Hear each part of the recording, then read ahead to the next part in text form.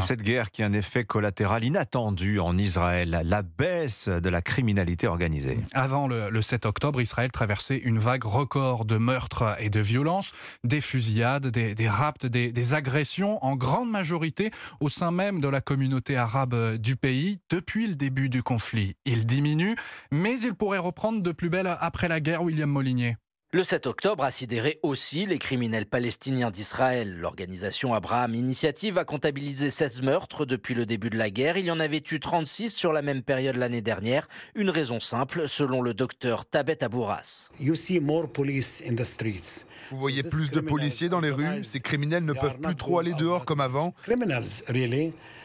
S'ils cherchent des gens à tuer dans la rue, il n'y a personne, les gens restent chez eux. Extorsion, enlèvement, agression étaient devenus quasi quotidiens, une baisse brutale mais en trompe-l'œil. 250 000 ports d'armes ont été autorisés depuis le début de l'année. Vous imaginez ça? Israël devient une société de plus en plus militarisée. C'est parce que les gens ont peur. Cet été, pour la première fois, une marche avait été organisée pour protester contre la recrudescence des meurtres. Sur les 6 premiers mois de l'année, le nombre d'homicides par arme à feu au sein de la communauté arabe avait augmenté de 134%. Tel Aviv, William Molinier, Europe 1.